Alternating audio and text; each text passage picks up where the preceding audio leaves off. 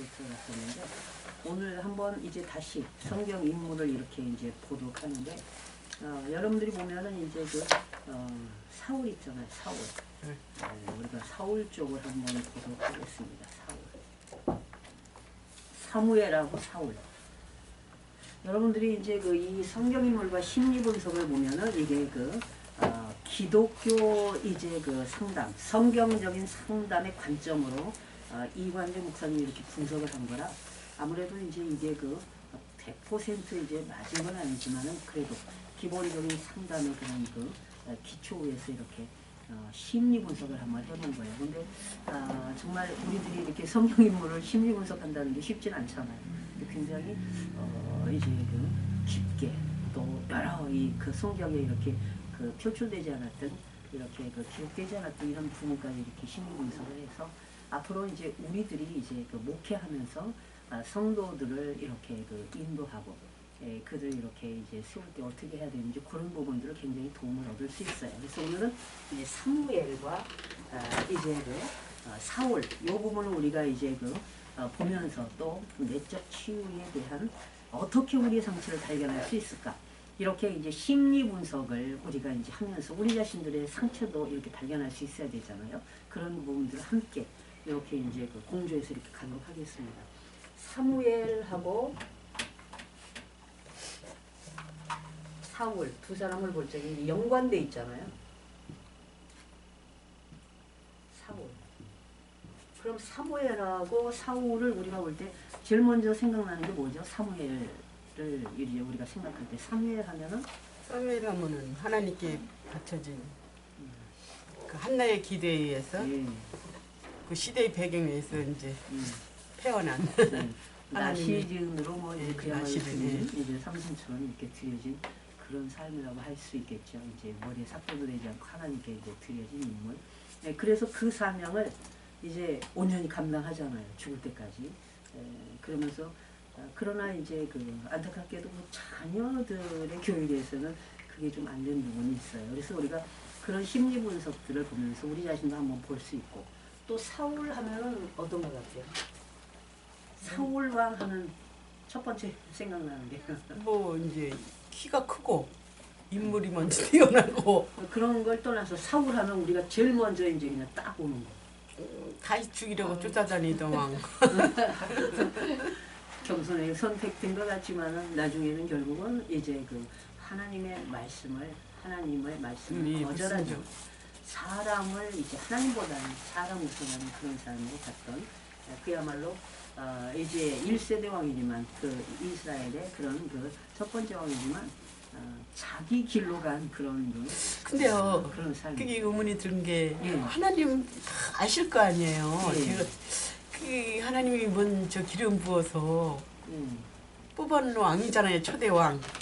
근데 이 사울을 하나님이 원해서 세운 건 아니죠. 왜냐면 그러긴 하는데 백성들이 원해서. 네. 그리고 이제 그 사무엘을 통해서 기름 부어서 세웠잖아요. 네. 그래서 백성들의 그때는 이제 그 이스라엘 백성들이 가나안으로 가다 보니까 그때 이렇게 신정 국가가 되어 있지 않았잖아요. 그리고 강력한 중앙 집권제로 왕을 세워서 그 국가가 이렇게 되었던 그것이 아니고 사무엘이 왕으로서 왕으로서 제사장으로서 선지자로서 이 사명을 다 감당했던 시절이에요. 근데 주변의 가나안 왕국을 보니까 강력한 중앙 집권제고 농경문화잖아요. 농경문화에서 농사도 잘 되는 것 같고 왕이 있다 보니까 뭐가 잘 되는 것 같아. 그러니까 이스라엘 백성들이 하나님의 이제 그 의도와 목적보다는 그 옆에 그런 그 이제 그 나라도 보면서 우리도 왕 세우자 이렇게 된 거예요. 애초에 이제 그 인간들을 통해서 이제 이렇게 시작이 돼서 왕을 세워달라고 이제 요구하다 보니까 사무엘은 그게 하나님의 뜻이 아니었잖아요. 그렇지만은 하나님께 기도하다 보니까 이제 요구하는 대로 이렇게 세워라 이렇게 돼서 시작이 됐습니다. 네, 그래서 이제 시작이 돼서 기름 부어 세웠다고 해도 그것이 이제 사울이 정말 하나님의 말씀대로 순종했어야 되는데 뭐 키도 크고 뭐 이제 그야말로 이제 뭐 외적으로는 굉장히 나무랄 데가 없어요. 그리고 처음에는 겸손한 것 같았었잖아요. 선택했을 때도 이제 이렇게 숨어 있고 여러 가지 이제 자기 베냐민 지파가 약하다는 거 이제 이런 것도 나타내고 어떻게 보면은 굉장히 이제 그 겸손한 것 같았으나 이게 그 속과 겉이 일치된 그런 겸손이 있잖아요. 속과 겉. 전 인격이 통합된 그런 이제 겸손이라는 거. 그런 그 삶이 아니고 보여지는 외형만. 우리 자신도 그럴 수가 있어요. 내 안에 내면의 인격은 이게 뭐요? 뭐지? 뭔 소리가? 핸드폰에 희한한 게 뭐 안내 방송이 나와? 네, 그러게 뭐 켜져 있었나 보네. 아닌데. 무슨 밖에서 뭐, 그러는 거 아니에요? 안내 것도 아닌데. 아무튼 이렇게 되다 보니까 이제 그 겉에 외형적으로 보이는 면에는 그런 면이 다 갖춰졌지만 인격적인 내면은 나중에 심리 분석을 들어가면은 전혀 갖춰지지 않았던 게 이렇게 나오는 거예요. 그래서 오늘 그런 것들을 한번 분석해 보면서 우리도 어쩌면은 오늘날 그게 많잖아요. 예, 밖에서는 굉장히 존중도 받고 많은 사람들에게 이제 그 선택도 받는 이런 사람들. 그렇지만 실질적으로 그의 내면의 인격은 바닥인 경우도 엄청 많아요. 그게 언젠가는 드러나거든요. 이 가족관계 속에서도 드러나지만 밖으로도 언젠가는 그게 다 드러나서 모든 게 한꺼번에 이제 다 속과 겉이 일치되지 않은 전인격적 존재적 변화가 이루어지지 않는 반드시 모든 게 드러나게 돼 있어요. 그래서 요즘도 이제 나오잖아요. 굉장히 뭐 아주 최고의 자리에 갔지만 그 인격, 내면이 제대로 이제 갖춰지지 않아서 겉에 보이는 것과 통합이 안 되다 보니까 그 인격이 이제 결국은 스스로 모든 것을 드러나게 돼서 그러다 보니까 거기에서 이제 추락하는 그런 것들이 있는데 이 사울에게는 기회가 참 많았어요. 그럼에도 그가 나중에는 아주 폭군적인 그냥 그 사나토스 죽음을 향한 파멸을 향한 목표를 버리지 못할 정도로 결국은 그 마지막을 그렇게 이제 가는 거를 이제 알 수가 있거든요. 그래서 우리가 이제 3회부터 한번 보겠습니다. 3회. 3회 보면은 이제 굉장히 이제 뭐 한나가 분인나하고 그 사이에서 그러니까 한나가 아기를 못 낳으니까 이제 그 남편이 이제 또 분인나라고 또 후처를 드리잖아요. 그래서 이제 그러면서 거기 자녀들을 낳고 근데 너무 마음이 슬픈 그 자녀가 없다 보니까 이제 어쩌면 정말 이제 이 사라처럼 그런 고통을 이제 겪게 되고 이렇게 되다 보니까 이제 계속 기도하게 되고 하나님 앞에 그 대신 자녀를 주면은 제가 하나님께 온전히 드리고 그 삭도로 되지 않겠다. 나 실은 하나님께 드려지는 이제 성을 하다 보니까 하나님께서 그 마음에 그 감동한 그 기도를 주시고 결국은 이제 사무엘을 주시잖아요. 근데 그러다 보니까 사무엘 같은 경우는 이제 엄마 품에서 그 모든 사랑을 받고 자랐다고 할 수는 없어요. 신앙적으로는 온전히 이제 하나님께 드려진 젖뛰자마자 예, 젖뛰자마자 이제 말하자면 이제 오늘날로 치면은 2살 딱 교회라든가 돼갖고 완전히 이제 거기에 들여서 살다 보니까 분리불안이 있을 거 아니에요. 분리불안. 이 어린이들은 아기 때 이렇게 그 부모 가장 그 나와 이렇게 한 그 동체라고 일심동체할 수 있는 엄마라든가 엄마가 그렇죠. 이제 아버지가 경하니까 그렇게 이제 떠나서 다른 쪽에서 이렇게 하다 보면 그 분리불안이 있어요. 이 모든 것들이 완전히 이제 안착될 수 있는 인격이 완성되기 이전에 이 부모를 떠나게 되면은 결국은 이제 이 안에 불안함이 항상 이제 자라고 있는데 그러면서 거기에서 최고의 이제 제사장 이제 엘리 제사장 밑에서 사는데 그 가정도 굉장히 역기능적인 가정이잖아요. 엘리 제사장 쪽도 이제 모든 것들이 근데 이제 여기 이런 곳에서 신앙적으로 이제 그런 가족 시스템에서 살다 보니까 어렸을 때 하고 싶은 걸 다 못하잖아요. 그러니까 이제 인간적으로 아기들이 자라면서 자연스럽게 할 수 있는 모든 것들을 다 이제 제지 당하는 거죠, 결국은. 그리고 여기서 온전히 신앙 훈련을 통해서 하나님께 바쳐진 삶을 살다 보니까 사무엘 같은 경우도 참 이제 그가 극복해야 될 일이 참 많지만 그럼에도 불구하고 일생을 정말 이제 모든 것을 하나님 말씀대로 순종하면서 살아갑니다. 그런데 이런 분리불안이라든가 그리고 이제 그러면서 상처가 또 너무 많은 게 엘리 제사장 죽는 거를 이제 보지요. 그 다음에 그 자녀들의 죽는 거, 또 아내, 그 다음에 이제 예언도 모든 이제 이 죽는 거를 한 사람 보는 게 아니에요. 여러 사람 다 보는 겁니다. 그리고 이제 또 가장 가슴 아팠던 게 사울.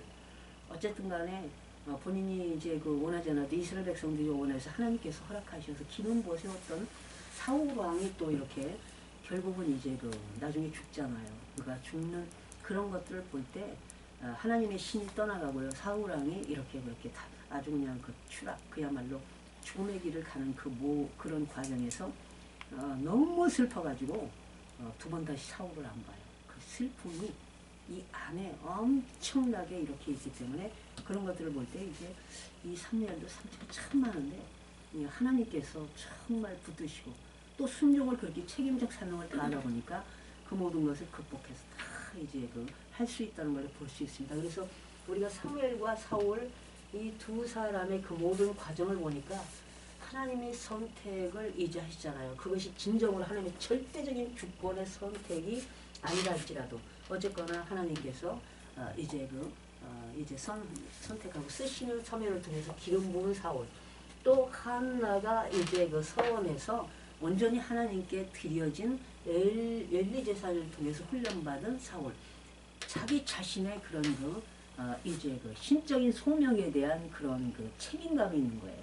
근데 이제 사울은 그 신적인 소명에 대한 책임감이 없고 그 다음에 사무엘은 신적인 책임감에 대한 소명 그 책임감이 엄청난 겁니다. 하나님의 부르신 그거에 대한 택하신.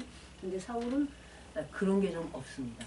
그냥 이제 사울이 자신이 그 시대에 사울이 이렇게 선택받으리라고는 생각을 못했죠. 가장 작은 지파잖아요. 베냐민이 마지막 이제. 그러다 보니까 이렇게 자기도 모르게 어느 날 갑자기 왕이 되다 보니까 신적 소명은 그건 없고 보여지는 일반적인 그 왕으로서의 그런 것들에 완전히 이제 빠지다 보니까 하나님의 이제 간섭하시는 모든 것들을 다 거절하게 돼요. 그래서 인간은 어떤 방법으로든지 간에 이렇게 주신 신적 소명, 그 사명에 대한 그런 자기의 의지적인 책임감도 있어야 되거든요. 이게 없을 적에는 인간 본성 자체가 결국은 하나님을 이제 거절하게 되고 그 말씀을 따르지 않게 되고 사람을 보게 되고 사람에 좌우되면서 결국은 그 끝이 이제 아주 그냥 비참한 그 말로를 가지게 되는 거죠.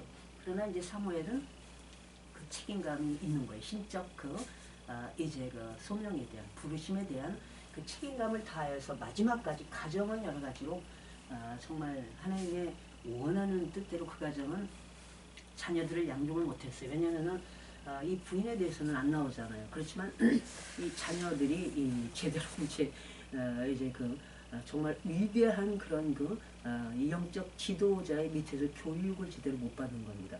왜냐하면 계속 공적인 사명을 감당하고 나중에는 이제 전국을 순회하면서 이렇게 이스라엘을 이렇게 하나님의 신탁 통치로 이렇게 치려가는데 그 역할을 해야 되기 때문에 집에 있을 날이 별로 없었죠. 그러면서 이제 실로에 있지 않고 나중에는 자기 고향인 라마에서 이제 역할들을 합니다. 그리고 라마에 나중에 죽어서 장사를 지내는데 이걸 볼 적에 사무엘도 이 고향에 대한 그게 굉장했었던 것 같아요. 실로에서 이렇게 엘리 이제 가문의 시스템에서 양육되면서 하나님의 사람으로 이렇게 세워져서 갔지만 항상 그 고향에 대한 그 부모 그리고 그 형제들과 같이 살고 싶은 이런 것 때문에 나중에 이제 사역할 적에는 그 라마로 가가지고 거기에서 이제 주신 사명들을 감당합니다. 물론 나중에는 이제 전국적으로 순회하면서 이렇게 했어도요. 이제 죽고 나서도 라마의 장사 지내는 것을 볼 수 있어요. 그만큼 그 분리불안이라는 그런 것들이 이렇게 이제 주의 일을 하면서 이렇게 극복된 것 같아도 이 안에는 그게 이제 항상 밑바닥에 저장이 않게 있는 거죠.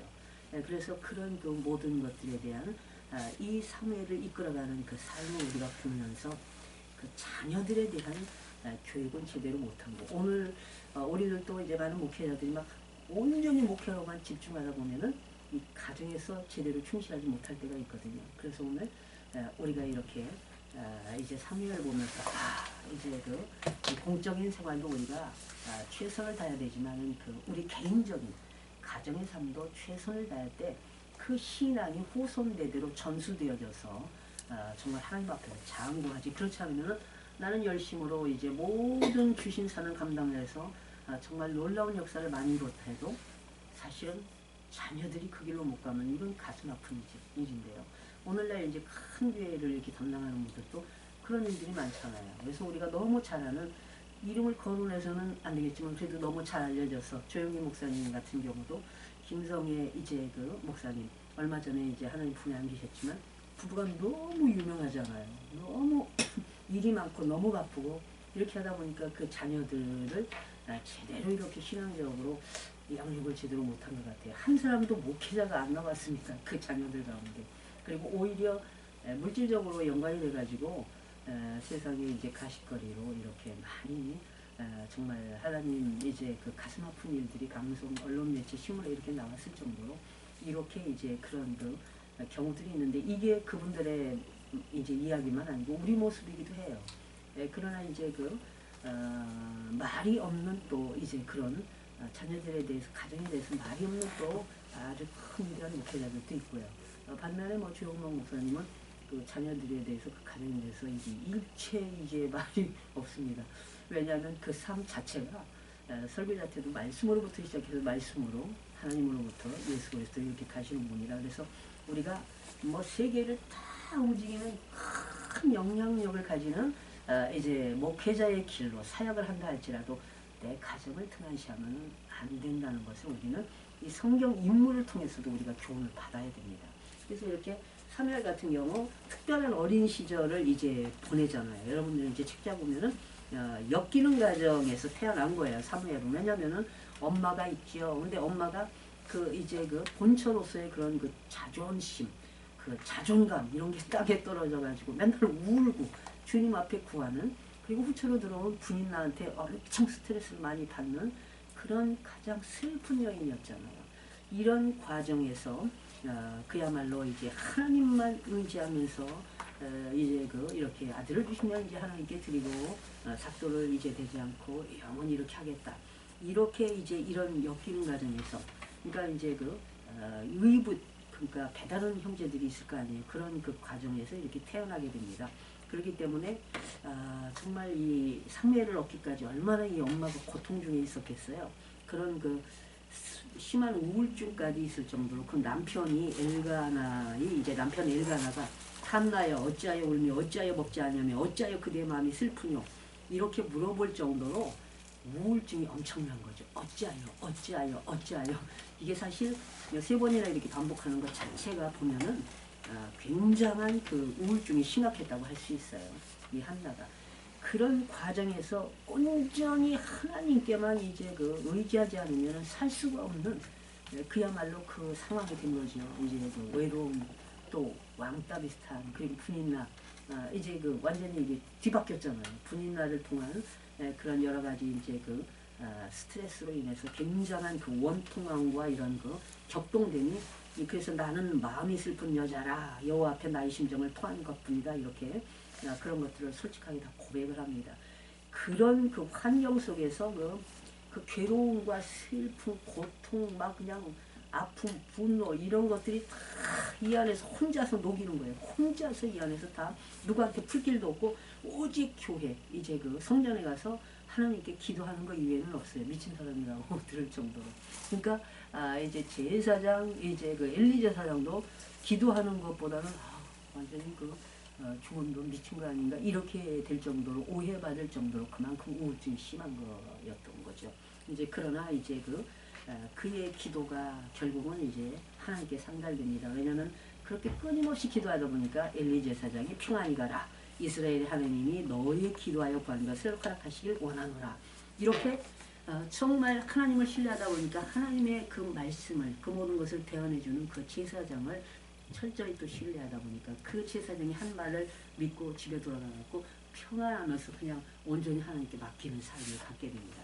그러면서 사무엘을 이제 낳게 되잖아요. 그러니까 사무엘은 이제 엄마의 그 이제 엄마의 소원대로 그야말로 뭐 젖대자마자 뭐 그야말로 아주 어려서 이렇게 그 이제 성전으로 가서 이제 가족 시스템이 이중구도잖아요. 자기가 태어난 그 가족 시스템이 있고 그리고 자기가 이제 이 어려서부터 이렇게 그 성경 말씀을 하나님의 말씀으로 양육되면서 그리고 이제 정말 지도자로서 이스라엘 백성들을 이렇게 이끌어갈 엘리 그 후계자로서의 그 모든 훈련하면서 그 엘리 이제 제사장의 가정의 그 시스템 속에 이중 그 가족 시스템 속에서 살아가니 이게 이제 사무엘로서는 엄청나게 많은 심리적으로 어려움이 많았는데 그럼에도 불구하고 하나님께서 글을 이렇게 정면같이 걸러서 쓰시는 거 보면 참 놀랍습니다. 오직 사무엘도 흔들리지 않는 그런 세상 속에 이렇게 자기 자신을 삼손처럼 이렇게 드러내지 않고요. 온전히 성경에서 철저하게 훈련받아서 정말 이스라엘의 초대 왕을 이렇게 기름 부어 세우는 놀라운 사명까지 감당하고, 그 다음에 또 다윗이라는 위대한 그런 이스라엘 통일 왕국을 이렇게 가고오는 세대 최고의 풍요한 이제 역사를 이룰 수 있는 다윗을 또 기름 부어 세우는 이런 놀라운 이 역사의 주인공이 되는 겁니다. 그러나 이제 사무엘의 불불안 이런 것들은 나중에 이제 삶의 신경증 같은 그런 부정적인 결과를 이제 이렇게 가져온다고 할 수 있는데, 이게 이제 너무 어린 나이에서 이렇게 제사장 역할을 맡다 보니까 이게 성인아이적인 그게 나오잖아요. 왜냐면은 이제 마음은 이제 이렇게 외형적인 모든 것들이나 모든 것은 나이가 젊지만은 굉장히 어른적인 삶을 살아야 되잖아요. 그러다 보니까 완전히 이게 성인아이적인 그런 이제 삶을 살지 않으면 안 되는 그런 요소를 다 가지고 있습니다. 엘리후의 후임자로서 이스라엘을 다스리게 되었을 때 이제 그런 고향에 대한 자기 가족에 대한 이중 가족 시스템에서 자랐던 마음속에 있던 모든 상처와 고민 이런 것들이 결국은 이제 실로에서 사역을 안 하고 이제 거기에 머무르지 않습니다. 오히려 고향인 라마를 거점으로 활동하는 거 보면은 이제 부모, 형제, 자매들이 사는 곳에서 함께 원초적인 기초적인 가족 시스템에서 살아가고 싶은 그런 소망, 동경이 있지 않았을까 이렇게 심리 분석을 하는데 맞는 말인 것 같아요. 왜 저기 그렇게 생각하냐면은 이렇게 입양한 자녀들이 나중에 자기를 버렸든 아니면 어떻게 해서 입양을 보낸 부모들을 찾아서 또 이렇게 오잖아요. 그와 똑같은 그런 자기 뿌리를 찾고자 하는 그런 게 있듯이 사무엘에게도 그런 게 있는 거죠. 뿌리. 엘리 이제 제사장을 통해서 정말 모든 것을 양육받고 후계자가 되지만 내면에는 자기를 이제 낳아준 가족 시스템에 대한 동경들이 결국은 이렇게 이 삶에서 영향력을 끼쳐서 나오는 걸 볼 수 있어요. 그래서 이런 걸 보고 엮이는 가정의 성인아이 사무엘에서 우리가 이제 이 모든 것을 이제 통해서 다시 한번 우리 자신들을 살피고 우리가 성도들을 또 이끌어갈 적에도 그런 부분들을 잘 이렇게 해야 됩니다. 그래서 한 사람 한 사람의 그런 이제 환경 여건 살아온 삶의 성장 과정이 있을 때 우리가 이렇게 가족을 배제하는 그런 쪽이 아니라 가족과 함께 이렇게 아름다운 관계가 이렇게 회복될 수 있도록 이끌어가는 이사람이 이제 있어야 되겠죠. 그렇지만 이제 요엘과 아비야 이 자녀들, 이 두 자녀들이 결국은 하나님의 이제 뜻대로 살지를 못해요. 엮이는 가족 시스템에서 이제 결국은 양쪽의 일원이 돼야 됐잖아요. 자기의 원 가정의 일원, 그 다음에 이제 자기를 이제 양육한 정말 영적으로 양육한 엘리 가정의 엮이는 시스템, 이 양쪽에서 이렇게 생활했던 이렇게 사무엘도 결혼을 해서 아버지의 가장의 모델이 없었잖아요. 진정한 가정의 모델 없이 이렇게 정말 지도자로, 영적 지도자로 엘리 후계자로 이제 하다 보니까 가정 교육에 대해서는 이게 제대로 안 된 것 같아요.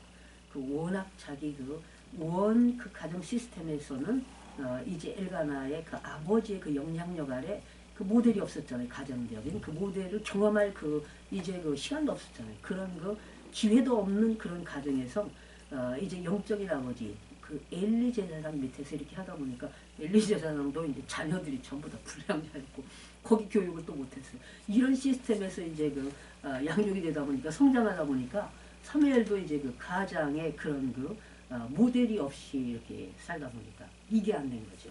그러다 보니까 왜냐면 엘리 아들들은 불량자라 여호와를 알지 아니하더라.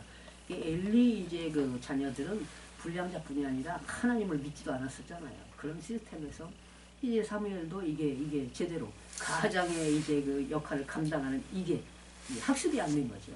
그러다 보니까 이제 결국은 이제 사무엘 자녀들도 제대로 이제 안 되는 겁니다. 그래서 요엘과 야비야를 보면은 문제를 바깥으로 표출하는 소위 이제 문제 PK. 그러니까 완전히 문제아들이 이제 결국은 사무엘에게서도 이렇게 나왔다는 게 참 아이러니하지만 오늘 우리들을 이제 이제 한번 목회 현장에 이제 있는 많은 그 목회자들의 그 삶과 또 이제 같은 맥이 아닐까 그런 생각이 듭니다. 그리고 엘리 아들들은 뭐 이게 보통이 아니었어요. 재물에 손을 대었을 뿐이 아니라 배우자들이 있음에도 불구하고 그야말로 회막에서 수종드는 여인들과 동침하지를 않나. 이제 그러다 보니까 홈리아, 비니아스 이제 아주 그 문제야도 보통 문제가 아니죠. 그래서 그 하나님께 온전히 이제 다 이제 대가집을 받고 이제 죽게 되는 건데요. 엘리 이제 그 제사장까지 그렇게 되다 보니까 이게 우리가 이 그 영적 지도자들이 어느 정도 이렇게 이제 공적인 그런 그 사명을 잘 감당을 해요. 근데 가정에서 역할을 잘 못할 때가 있잖아요. 그러니까 죄가 분명 죄는 죄인데 이게 잘못된 일인데도 그거를 제대로 단호하게 하지를 못하는 거. 엘리 제사장이 그렇게 이제 된 거죠. 그러다 보니까 그거를 제대로 이렇게 이 하나님 앞에 이거는 반드시 죄고 이렇게 하면 안 된다는 것을 강력하게 하지 못하다 보니까 이 자녀들을 더 이상 제어하지 못하고 그 권위가 떨어지는 겁니다. 고삐 풀린 망아지가 돼가지고 나중에는 이제 그 제어가 되지 않는 거예요. 이게 이 책임성이 없는 거죠. 이게 하나님 앞에는 굉장한 죄거든요. 하나님은 죄를 알면서도 그거를 이제 처리하지 못하는 이 죄를 결국은 계속 기회를 주시다가 나중에는 그 굉장한 이제 엄하게 이거를 처리를 하시는 걸 볼 수 있어요. 그래서 사무엘상 3장 13절에 내가 그 집을 영영토록 심판하겠고 그에게 이른 것은 그의 아는 죄악을 인함이니 알면서도 이제 제지 않았잖아요. 이는 그가 자기 아들들이 저주를 자청하되 금하지 아니하였습니다. 바로 이런 엮이는 가정 속에서 이렇게 이제 상당한 기간 이제 양육을 받고 성장한 사무엘이라 사무엘도 이거를 이제 똑같이 엘리자 제사장처럼 하지를 이제 못한 겁니다. 그래서 결국은 그 하나님의 뜻을 제대로 하지 못한 그런 죄악에 대한 그런 이 방어, 제어를 제대로 못한 엘리 제사장의 그런 죽음, 그리고 자녀들의 죽음, 이런 그 모든 그 고통들을 전부 다 이 슬픔들을 다 이제 경험을 한 겁니다.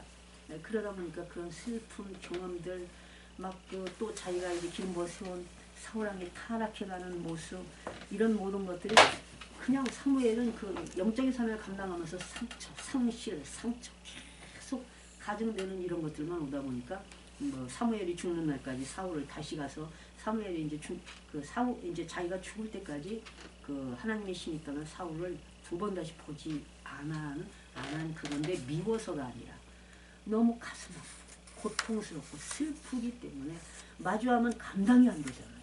그래서 이런 걸 볼 때는 사무엘의 이제 이 심리적인 이 안에 얼마나 많은 고통과 이제 아픔과 슬픔과 이 안에 그냥 차곡차곡 이제 쌓아놓고 이제 산 삶이라고 할 수 있죠. 그래서 어쩌면은 내 안에 모든 것을 이제 다 품고 이제 인내하고 참고 산 그 삶을 대부분 영적 지도자들이 그런 삶을 살잖아요. 근데 사무엘을 통해서도 그걸 볼 수가 있습니다. 그래서 이런 것들을 노출 안 하고 자기 혼자의 그 모든 삶으로 이렇게 다 싸매고 가는데 그게 사울에게 행하는 것을 볼 때 그 결과들이 나타나죠.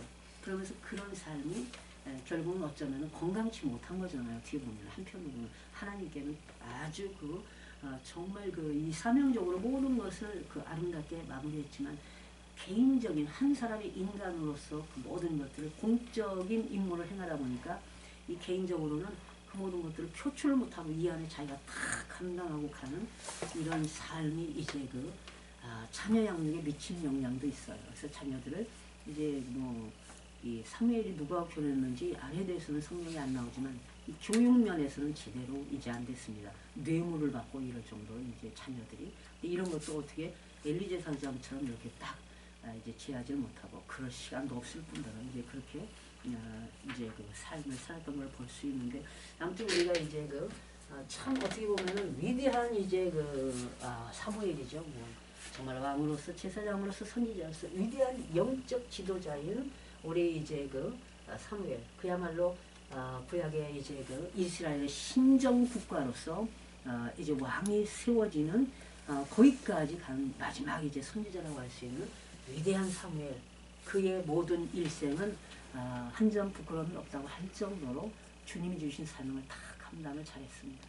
그러나 그의 자녀들은 그 양육이 되지 않아서 이제 그 엘리 제사장 이제 자녀들처럼 정말 이렇게 그 하나님께 원치 않는 그런 그 이제 그 이렇게 정말 그 원치 않는 그런 길을 가는 자녀가 되었다는 거. 그래서 이런 교육에는 실패했어요. 가정 교육에는 실패했고 개인적으로는 이렇게 위대한 사명을 감당했습니다. 그러나 심리학적으로 볼 때 분리불안으로부터 시작해서 수많은 상실을 경험하고 그러면서 이제 그 두 가정의 그 자기를 낳은 그 가정의 가족 시스템 그리고 자기를 양육해서 성장하게 하고 후계자까지 세우는 엘리 제사장 이제 그 가족 시스템 이 사이에서 그가 이렇게 살아가면서 정말 보이지 않게 그런 그 감당해야 될 고통들이 너무 많았다는 것. 슬픔, 아픔, 또 이 안에 분노도 얼마나 있었겠습니까? 이런 것들을 이 표출한 게 별로 없어요. 성경은.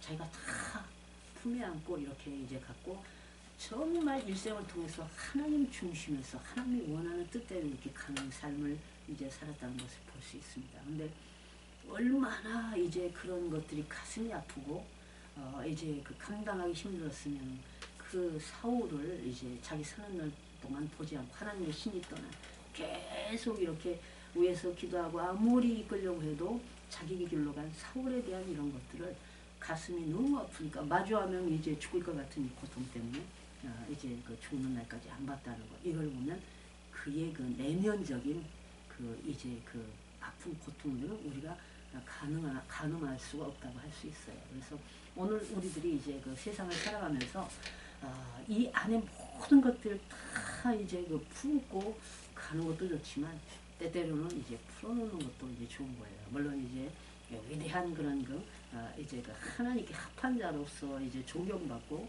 또 이제 그 이름이 이 성령책도 그렇고 이런 그 일반 우리들의 이런 책에도 기록된다 할지라도 내 자녀들이 이제 제대로 안 간다면 후손이 승계가 안 된다면 무슨 소용이 있겠습니까?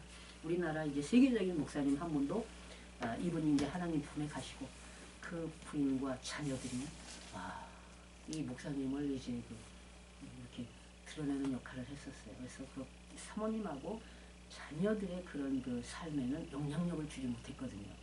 그러다 보니까 이 목사님에 대해서 완전히 부정적인 이런 것들이 이제 막 올라오는 그런 것들을 봤는데 우리가 이 한면으로 인간이 온전치는 않지만은 가장 가슴 아픈 거는 이제 성당학적으로 우리가 엄청난 공적인 그러니까 하나님의 뜻을 행했다 할지라도 내 자녀들의 그 가족 시스템의 그 모든 과정에서 내 자녀들을 제대로 양육 못하고 이 신앙의 이제 전수를 후손 대대로 이렇게 이끌지 못했다면 정말 이거는 가슴 터지는 일입니다. 그래서 목회도 우리가 참 중요하지만 이제 목회하면서도 내 가정에 대한 것을 철저하게 이제 그 제대로 이렇게 양육하고 교육하고 또 함께 협력해서 같이 갈 수 있는 이런 역할을 해야 돼요. 그래서 이렇게 이제 심리 분석을 보면서 이게 가슴 아픈 그걸로 이제 남는구나.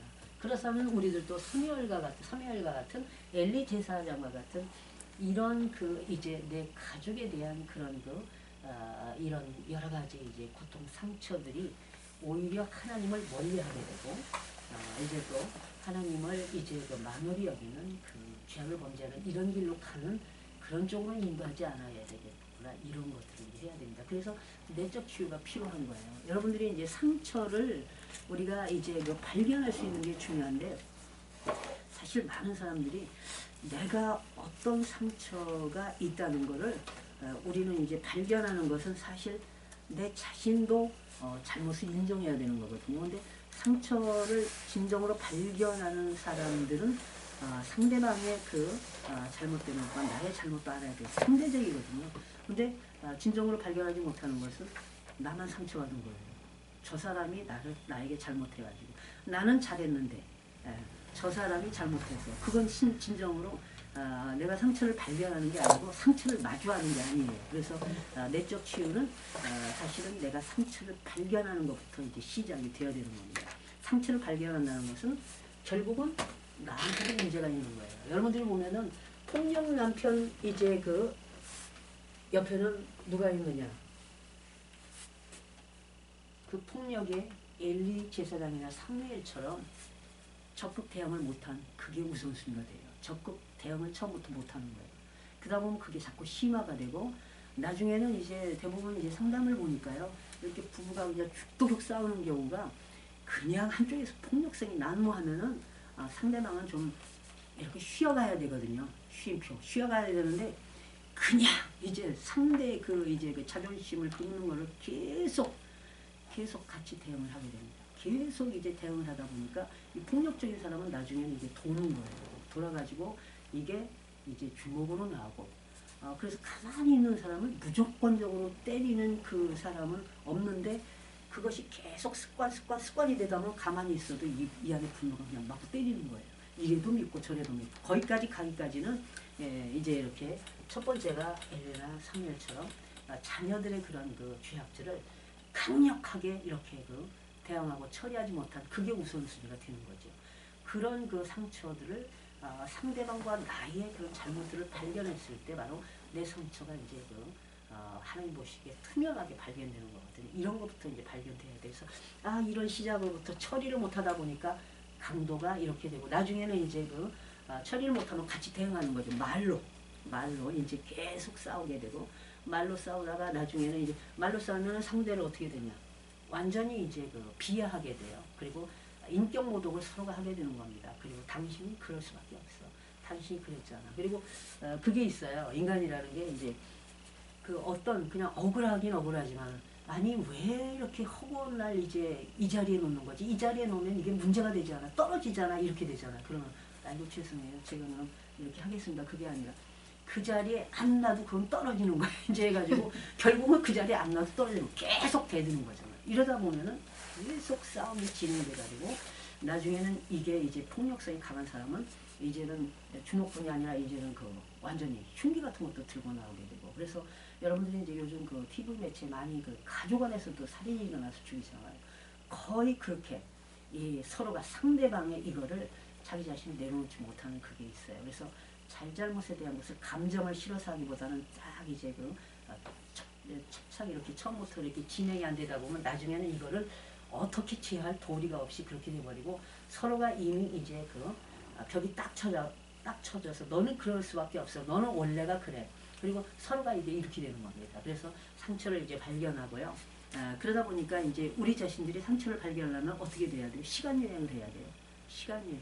지나간 그 시간을 이제 그 돌이켜서 이렇게 다시 이제 그 이렇게 지나간 시간들로 우리가 한번 다시 과거로 시간 여행을 해보면은 하나하나 이게 발견될 수 있는 그런 게 있습니다. 그래서 오늘 이렇게 이제 그 사무엘을 통해서 우리가 그런 것들을 볼 수 있고요. 또 엘리 제사장을 통해서 이렇게 볼 수가 있습니다. 시간 여행을 통해서 정말 그 어떤 지점부터 내가 이런 관계가 이 남편하고 자녀들하고 이런 관계가 왔는지 시간 여행을 쭉 이렇게 이제 하다 보면은 결국은 기도하고 나면은 여기서부터 내가 문제가 생겼네. 특별히 이제 부부지간 말고도 자녀의 관계 속에서 계속 권위적으로 계속 명령만 하는 그게 있잖아요.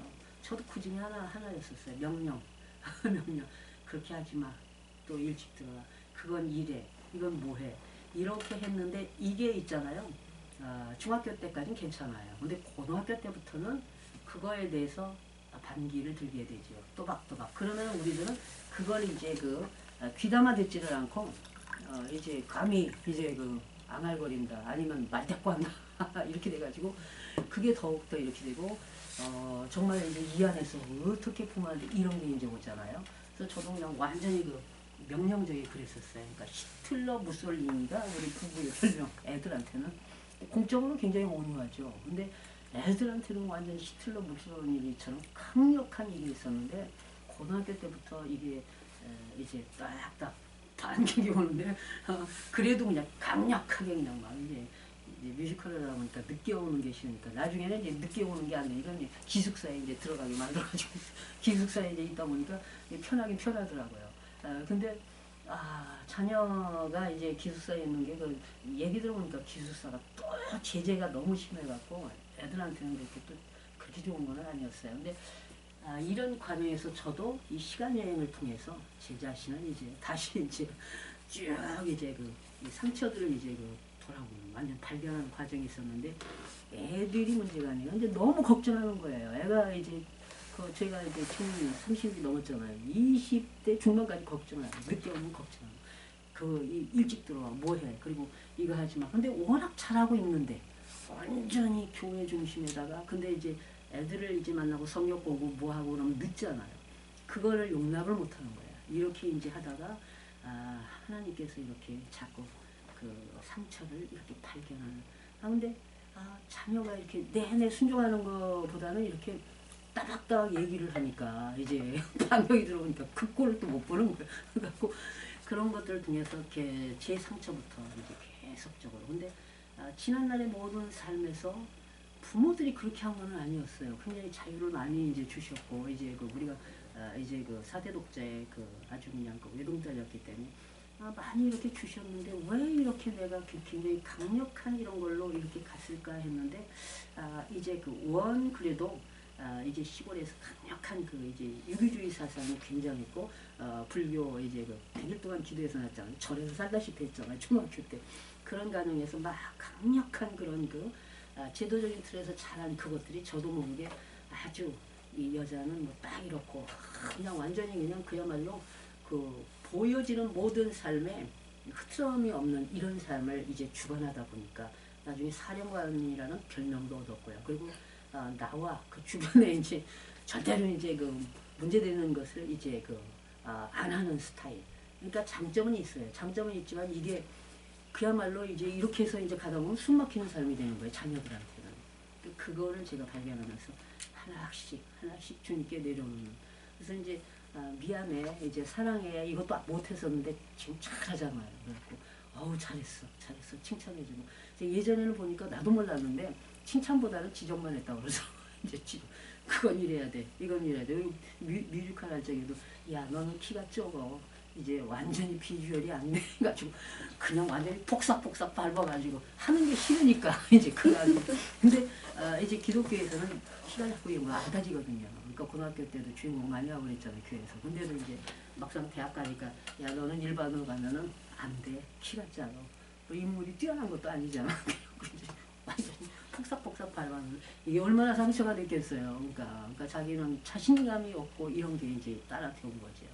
근데 그거를 이제 내놓고 저부터 시간을 좀 하나하나 이제 하다 보니까 시간 여행을 통해서 나에게 진짜 이게 강력한 게 너무 많았구나. 하나씩 내려놓으니까 이게 대화가 이제 잘 돼서 칭찬해주고 그리고 이제 어려운 일 직장에서 모든 교회에서 어려운 일들은 다 상담을 해요. 상담을 하고 내가 이미 내 자신의 문제점을 발견하고 그게 바로 저의 말하자면 이제 상처예요. 모든 사람들이 자녀와의 관계 속에서 상처가 되는데 우리는 부부가 다 그랬거든요. 그러니까 지금도 남편이 많이 내려갔는데 아직도 그게 강력한 그게 있긴 있어요. 저는 이제 내려가가지고 이제 완전히 이제 히틀러 딱지를 뗀 지가 또 꽤 됐어요. 이제 몇 년 됐습니다. 그래서 지금은 이제 이해하고 그리고 아들한테도 너는 반드시 목회해야 돼. 이게 너무 강력한 거예요. 그래서 독립할 적에도 어떻게 이제 전도사가 돼가지고 막 해가지고 그냥 완전히 이제 이랬다가 지금은 그거 내려놓으니까 아들 관계도 굉장히 이제 자연스럽고 또 우리 남편 목사님은 아직까지 아들 관계가 좀 네가 그럴 수가 있어 해가지고 완전히 이제 또 저 선배 그런 문제로 완전히 아직도 아들 이렇게 하고 그러니까 이제 우리 아들도 남편한테는 좀 이게 이렇게 되고 그래서 내가 먼저 내 상처 나의 그런 문제점들을 이렇게 시간 여행을 통해서 하나씩 보고 그걸 처리하는 작업을 이제 마주보면서 처리하는 작업을 가야 됩니다. 그렇게 해서 그런 부분들이 이제 필요하니까 우리가 이제 그 시대에는 우리 사무엘이 그런 것들을 할 수 있었던 건 아니잖아요. 그래서 자기 자신을 이제 상처를 마주할 수도 없고 만약에 이제 사무엘이 자기 내면의 모든 이 안에 이제 가져갔던 상처들을 이제 마주보고 그런 것들을 이렇게 처리할 수만 있었다면은 사울이 하나님의 신이 떠났을 적에도 가슴 아파하면서 가서 직접 대화하면서 오히려 더 이제 품어서 돌이킬 수 있게끔 할 수도 있지 않았나. 이제 그게 이제 성경적인 관점보다는 우리 인간적인 상담 반복해서 그래서 다시 우리가 사울과 같은 사람이 있다 할지라도 그대로 죽음으로 가게 둘 수는 없잖아요. 물론 사울은 나중에는 이제 완전히 뭐라 그럴까 접대가 모든 게 그야말로 그 인격과 그 보여지는 삶이 완전히 이제 서로가 이 거리가 멀게 된 거죠. 전 인격적 존재 변화가 없다 보니까 끝없는 미움, 증오, 이제 그 시기, 질투로 인해서 이제 그 다윗에 대한 그 모든 그 이제 그 죽이려고 하는 그런 마음들이 나중에는 자기 파괴로 갑니다. 그래서 사나토스라고 해서 뒤에 이제 그게 용어가 나오지만 죽음에 대한 이런 그 욕구거든요. 이런 것들이 결국은 자기 칼이 자기가 엎드려서 결국 스스로 죽게 되는 여기까지 오는 거예요. 얼마나 그 무섭습니까? 파괴돼가지고 완전히 그 인격 자체가 완전히 파괴돼서 스스로가 이제 죽음을 자초하는 여기까지 이제 가는 건데 오늘 우리가 그런 그 사울과 같은 자리에 있는 사람이다 할지라도 우리가 진정으로 내 상처를 이제 그 이렇게 이제 직면하는 사람 그리고 시간전의 여행을 통해서 왜 이런 가족 간의 상처가 왔나 그 문제점을 나에게서부터 찾는 사람들을 통해서 그런 사나토스의 그런 그야말로 죽음의 욕구까지 내려갈 수 있는 그 폐역, 폭력 그야말로 그런 사람까지도 변화시킬 수 있는 역사를 이룰 수 있다는 거죠. 우리는 성경 그 이제 심리분석을 통해서 거기까지 가야 됩니다. 그래서 여러분들이 이제 이런 부분들을 한번 이제 잘 이렇게 기억해서 내적 치유라는 게 다른 게 아니라 나로부터예요, 나로부터. 그래서 내 안에 깊은 그 마음 속에 이렇게 드러나지 표출되지 않는 이것까지 내가 품고 가는 거 참고 산다고 그러잖아요. 그 참고 살면 나중에 화병 나잖아요. 옛날 어른들은 여자분들이 이제 엄마들이 많이 화병으로 많이 이제 그 죽은 경우가 있는데 이 안에 다 참으니까 이제 말하고 싶어도 정말 이제 싸우고 싶어도 그냥 완전히 이제 그야말로 내 모든 것을 다 표출하고 싶어도 그러지 못했잖아요. 그러다 보니까 이 안에 모든 것을 이제 묻고 품고 이렇게 살다 보니까 나중에 이제 화병이 생기는 그래서 결국 그게 심화되면은 각종 질병으로 죽음까지 내려갈 수 있는 이런 경우인데 오늘 우리들은 그 상담이라는 이런 특별히 기독교 상담, 성경적 상담을 통해서 이런 그 내적인 그 모든 상처, 가라앉은 것들을 다 끌어올리고 그 다음에 이것을 또 이제 마주볼 수 있어요. 직면하고 이렇게 해서 처리를 하나하나씩 해서 오히려 그 상처들이 이제 하나씩 기회가 돼야 되죠. 다른 사람들을 이제 치유할 수 있는 길로 나아가서 오히려 이제 하나님의 영광을 나타내는 영을 살리는 역사로 나가야 됩니다. 그래서 가장 이제 이 내적 치유 현장의 내적 치유 현장을 우리가 말한다면 어떤 것일 것 같아요? 내적 치유 현장 하면 내 자신이 이게 내적 치유가 나 혼자 받는 건 아니고 내가 치유됨으로써 누가 치유될까요? 이게 주변 사람이 가족이 치유되면서 그러다 보면은 이제 목회하는 사람들은 성도들이 이제 치유된 사람, 내적 치유가 하나씩 이렇게 돼서 전 인격적 존재적 변화, 그러니까 속과 겉이 일치되는 통합적인 그런 인간을 이렇게 하나씩 성화의 과정을 나가다 보면 이런 사람들이 있는 또 이런 사람들이 목회하는 곳, 이런 사람들이 직장에 이제 상사로 있거나 동료로 있는 곳, 이런 사람들이 있는 가정, 이런 곳들이 치유의 이런 이제 놀라운 그런 현상들이 일어나거든요. 그래서 치유의 현장들마다 그런 사람들이 있는 곳에 놀랍게 이제 놀랍게 하나님께서 이제 하나하나 열매를 맺게 되는데 먼저는 이제 꽉 막혔던 대화들이 이렇게 열려져요. 대화가 열려지면서 이제 상대 지금도 보면은 대화가 도통 안 되는 사람들이 너무 많아요. 완전 나만 놓고 상대 다 이제 잘못했고 그 다음에 내가 잘못한 거는 굉장히 이제 관용적이야. 근데 남이 잘못한 거는 완전히 그야말로 엄격해가지고 그냥 정죄하고 그 다음에 이제 자기 자신은 아주 관용을 하고 하는데 바뀌어야 되잖아요. 근데 그게 이제 치유의 현장을 보면 바뀌는 역사가 일어나요. 모든 사람에 대해서 이해가 되고요. 그리고 모든 사람에 대한 얘기를 귀담아 들을 수 있고 그리고 정죄하고 비판보다는 그 사람을 위로해 줄 수 있고 그리고 또 한 번 이렇게 이제 등을 두드리면서 힘내 할 수 있어 이렇게 할 수 있는 이런 게 이제 됩니다. 근데 이게 안 되면은 내적 치유들이 안 되면은 그냥 같이 그냥 열불 냅니다. 그 인간하고 이혼하지 왜 서로 이제 아니면 그냥 그런 인간이 다 있어 이런 그냥 완전히 그런 것들은 그냥 가만두면 안 돼 이렇게 되는 거예요. 그러면 기름을 더 붓는 거잖아 이게. 그래서 우리가 이제 이런 내적 치유의 현장을 우리를 통해서 이제 나타나고요. 그리고 이 모든 것들은 이제 결국은 성화의 과정이라는 거죠. 우리가 하나님께로 나오는 성화의 과정. 성화의 과정을 이제 밟으면은 우리가 어디로 가는 거죠? 성화. 그리스도의 장성한 분량까지 성장해서 나가면은 우리가 어느 자리까지 가요? 구원의 여정 중에 영화. 영화의 자리까지 가는데 이 영화의 그 궁극적인 그 최종 목적지가 어디죠? 네, 바로 예루살렘 성. 또 천국이라고 하고요. 또 하나님 나라, 하나님 보좌.